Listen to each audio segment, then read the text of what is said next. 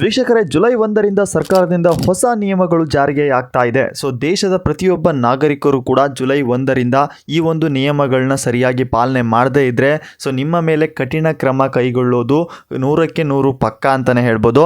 ಇನ್ನು ಮುಂದೆ ನಿಮ್ಮ ಬ್ಯಾಂಕ್ ಖಾತೆ ಆಗಿರ್ಬೋದು, ಆಧಾರ್ ಕಾರ್ಡ್ ಆಗಿರ್ಬೋದು, ಕ್ರೆಡಿಟ್ ಕಾರ್ಡ್ ಆಗಿರ್ಬೋದು ಮತ್ತೆ ಪಾಸ್ಪೋರ್ಟ್ ಕೆಲಸಗಳಿಗೆ ಸಂಬಂಧಪಟ್ಟಂತೆ ಸರ್ಕಾರ ಈ ಸಾರಿ ಒಂದು ಭಾರಿ ದೊಡ್ಡ ಬದಲಾವಣೆಗಳು ತಂದಿದೆ ಅಂತಾನು ಹೇಳ್ಬೋದು. ಒಂದು ವೇಳೆ ಈ ನಿಯಮಗಳು ಮೀರಿ ನೀವೇನಾದರೂ ತಪ್ಪು ಮಾಡಿದರೆ ಭಾರಿ ದಂಡ ತರಬೇಕಾಗುತ್ತೆ ಅಂತಲೂ ಹೇಳ್ತಾ ಇದ್ದಾರೆ. ಜೊತೆಗೆ ನಿಮ್ಮ ಅಕೌಂಟ್ಗೂ ಕೂಡ ಫ್ರೀಸ್ ಆಗಲಿದೆ ಅಂತಲೂ ಹೇಳ್ತಾ ಇದ್ದಾರೆ. ಹಾಗಿದ್ರೆ ಜುಲೈ 1ರಿಂದ ಜಾರಿಗೆ ಬರ್ತಿರುವಂಥ ಆ ಪ್ರಮುಖ ಹೊಸ ನಿಯಮಗಳೇನು, ಯಾವೆಲ್ಲ ತಪ್ಪುಗಳನ್ನ ಮಾಡಿದರೆ ನಿಮ್ಮ ಮೇಲೆ ಕಠಿಣ ಕ್ರಮ ಆಗುತ್ತೆ ಅನ್ನೋದನ್ನ ಇವತ್ತಿನ ವಿಡಿಯೋದಲ್ಲಿ ಯಾವುದೇ ಪಾಯಿಂಟ್ ಟು ಪಾಯಿಂಟ್ ಬಿಡದೆ ಪ್ರತಿಯೊಂದು ಪಾಯಿಂಟು ಕೂಡ ನಾನು ಈ ಒಂದು ವಿಡಿಯೋದಲ್ಲಿ ತಿಳಿಸ್ಕೊಡ್ತಾ ಹೋಗ್ತೀನಿ. ದಯವಿಟ್ಟು ವಿಡಿಯೋಯಲ್ಲಿ ಸ್ಕಿಪ್ ಮಾಡೋಕೆ ಹೋಗಬೇಡಿ, ಕೊನೆವರೆಗೂ ನೋಡಿ ಅಂತ ಹೇಳ್ತೀನಿ. ಯಾಕಪ್ಪ ಅಂದರೆ ಇದು ತುಂಬ ಯೂಸ್ಫುಲ್ ಆಗುವಂತಹ ಒಂದು ಅಪ್ಡೇಟ್ ಅಂತಲೇ ಹೇಳ್ಬೋದು. ಯಾಕಪ್ಪ ಅಂದರೆ ಜುಲೈ 1ರಿಂದ ಕೇಂದ್ರ ಸರ್ಕಾರ ಆಗಿರ್ಬೋದು, ರಾಜ್ಯ ಸರ್ಕಾರ ಆಗಿರ್ಬೋದು ಈ ಒಂದು ನಿಯಮಗಳನ್ನ ಕಟ್ಟುನಿಟ್ಟಾಗಿ ಮಾಡಲೇಬೇಕು ಅಂತ ಹೇಳ್ತಾ ಇದ್ದಾರೆ.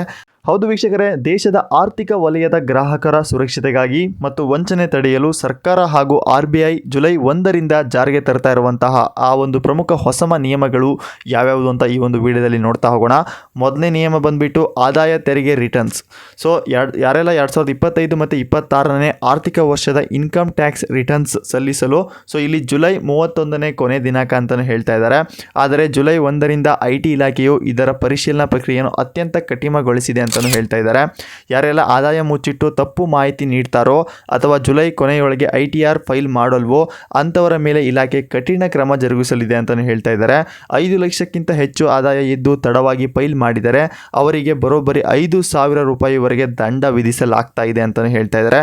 ಆದಷ್ಟು ಬೇಗ ಯಾರೆಲ್ಲ IT ರಿಟರ್ನ್ಸ್ನ ಮಾಡಿಲ್ಲ ಆದಷ್ಟು ಬೇಗ ಈ ಜುಲೈ 31ನೇ ತಾರೀಕು ಒಳಗಡೆ ಮಾಡಿಸ್ಕೊಳ್ಳೋದು ತುಂಬ ಒಳ್ಳೆಯದು. ಅವರಿಗೆ ಒಂದು ಡೇಟ್ ಕೂಡ ಕೊಟ್ಟಿದೆ ಅಂತಲೂ ಹೇಳ್ತಾ ಇದ್ದಾರೆ. ಇದು ಜುಲೈ 1ನೇ ತಾರೀಕಿಂದ ಬದಲಾಗ್ತಾ ಇರುವಂಥ ಒಂದು ಹೊಸ ನಿಯಮ ಅಂತಲೂ ಹೇಳ್ಬೋದು. ಇನ್ನು ಎರಡನೇ ನಿಯಮ ನೋಡೋದಾದರೆ ಸೊ ಪಾಸ್ಪೋರ್ಟ್ ಶುಲ್ಕ ಭಾರಿ ಹೆಚ್ಚಳ ಆಗಿದೆ ಅಂತಲೂ ಹೇಳ್ಬೋದು. ಸೊ ವಿದೇಶ ಪ್ರಯಾಣ ಮಾಡುವವರಿಗೂ ಮತ್ತು ಹೊಸದಾಗಿ ಪಾಸ್ಪೋರ್ಟ್ ಅರ್ಜಿ ಸಲ್ಲಿಸುವವರಿಗೆ ಜುಲೈ 1ರಿಂದ ಹೊಸ ನಿಯಮ ಜಾರಿಗೆ ಆಗ್ತಾ ಇದೆ. ಬರೋಬ್ಬರಿ 14 ವರ್ಷಗಳ ನಂತರ ಪಾಸ್ಪೋರ್ಟ್ ದರದಲ್ಲಿ ಭಾರಿ ಪ್ರಮಾಣದ ಏರಿಕೆ ಮಾಡಲಾಗ್ತಿದೆ ಅಂತಲೂ ಹೇಳ್ತಾ ಇದ್ದಾರೆ. ಸಾಮಾನ್ಯ 36 ಪೇಜ್ಗಳ ಪಾಸ್ಪೋರ್ಟ್ ಇದ್ದ 1,500 ರೂಪಾಯಿ ಶುಲ್ಕ ಇನ್ನು ಮುಂದೆ 2,500 ರೂಪಾಯಿ ಆಗಲಿದೆ ಅಂತಲೂ ಹೇಳ್ತಾ ಇದ್ದಾರೆ. ತಾತ್ಕಾಲಿಕ ಪಾಸ್ಪೋರ್ಟ್ ದರ ಕೂಡ 5,000 ರೂಪಾಯಿವರೆಗೆ ದುಬಾರಿ ಆಗಲಿದೆ ಅಂತಲೂ ಹೇಳಿದ್ದಾರೆ.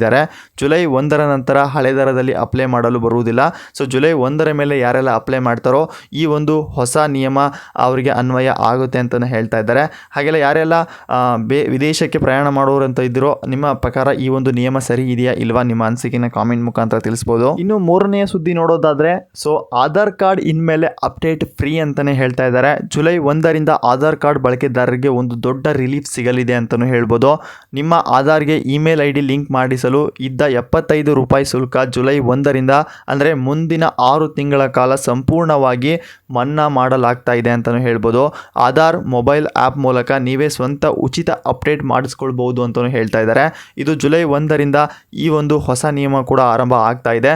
ಸೊ ಯಾರೆಲ್ಲ ಇನ್ನೂ ಕೂಡ ಆಧಾರ್ ಕಾರ್ಡ್ನ ಅಪ್ಡೇಟ್ ಮಾಡಿಸಿಲ್ಲ, ಸೊ ನಂಬರ್ ಅಪ್ಡೇಟ್ ಮಾಡಿಲ್ಲ ಅಂಥವ್ರು ಆದಷ್ಟು ಬೇಗ ಈ ಒಂದು 6 ತಿಂಗಳ ಒಳಗಡೆ ಮಾಡಿಸೋದು ತುಂಬ ಒಳ್ಳೆಯದು. ಸೊ ಯಾರೆಲ್ಲ ಇನ್ನೂ ಕೂಡ ಆಧಾರ್ ಕಾರ್ಡ್ನ ಅಪ್ಡೇಟ್ ಮಾಡಿಸ್ಬೇಕು ಅಂತ ಅಂದ್ಕೊಂಡಿದ್ದೀರೋ ದಯವಿಟ್ಟು ನಿಮ್ಮ ಒಂದು ಜಿಲ್ಲೆ ಹೆಸರು ಕಾಮೆಂಟ್ ಮುಖಾಂತರ ತಿಳಿಸಿ. ಈ ಒಂದು ಹೊಸ ನಿಯಮದ ಪ್ರಕಾರ ನಿಮಗೆಲ್ಲ ಏನು ಅನ್ನಿಸ್ತಾ ಇದೆ, ನಿಮ್ಮ ಅನಿಸಿಕೆನೂ ಕೂಡ ಕಾಮೆಂಟ್ ಮುಖಾಂತರ ತಿಳಿಸಿ. ಇನ್ನು 4ನೇ ನಿಯಮ ನೋಡೋದಾದ್ರೆ ಯಾರೆಲ್ಲ SBI ಮತ್ತು HDFC ಕ್ರೆಡಿಟ್ ಕಾರ್ಡ್ಗಳನ್ನ ಬಳಸ್ತಾ ಇದ್ದೀರೋ ಅವ್ರಿಗೂ ಒಂದು ಬ್ಯಾಡ್ ನ್ಯೂಸ್ ಅಂತಾನೆ ಹೇಳ್ಬೋದು. ಯಾಕಪ್ಪ ಅಂದರೆ ಈ 2 ಬ್ಯಾಂಕ್ಗಳ ರೂಲ್ಸ್ಗಳು ಕೂಡ ಚೇಂಜ್ ಆಗ್ತಾ ಇದೆ, ಅದು ಕೂಡ ಕ್ರೆಡಿಟ್ ಕಾರ್ಡಲ್ಲಿ ಅಂತಲೂ ಹೇಳ್ಬೋದು. ನೀವೇನಾದರೂ ಫೋನ್ಪೇ, SBI ಕ್ರೆಡಿಟ್ ಕಾರ್ಡ್ ಅಥವಾ HDFC ಕಾರ್ಡ್ನ ಬಳಸ್ತಿದ್ರೆ ಜುಲೈ 1ರಿಂದ ರಿವಾರ್ಡ್ಸ್ ಪಾಯಿಂಟ್ಸ್ ಮತ್ತು ಏರ್ಪೋರ್ಟ್ ಲಾಂಚ್ ಆಕ್ಸೆಸ್ ನಿಯಮಗಳು ಕೂಡ ಬದಲಾಗ್ತಾ ಇದೆ.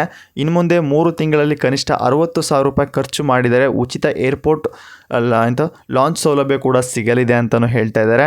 ಸೊ ಯಾರೆಲ್ಲ SBI ಮತ್ತು HDFC ಕ್ರೆಡಿಟ್ ಕಾರ್ಡ್ನ ಯೂಸ್ ಮಾಡ್ತಾ ಇದ್ರೋ ಅವರಿಗೆ ಏನು ಅನ್ನಿಸ್ತಾ ಇದೆ ಈ ಒಂದು ರೂಲ್ಸ್ ಬಗ್ಗೆ, ನಿಮ್ಮ ಅನಿಸಿಕೆನ ಕೂಡ ತಿಳಿಸ್ಬೋದು. ನೋಡಿರಲ್ಲ ವೀಕ್ಷಕರೇ, ಈ ಎಲ್ಲ ಹಣಕಾಸು ನಿಯಮಗಳು ಕೂಡ ಪ್ರತಿಯೊಬ್ಬರು ಕೂಡ ಜುಲೈ 1ರಿಂದ ಕಡ್ಡಾಯವಾಗಿ ಪಾಲಿಸಬೇಕಾಗುತ್ತೆ.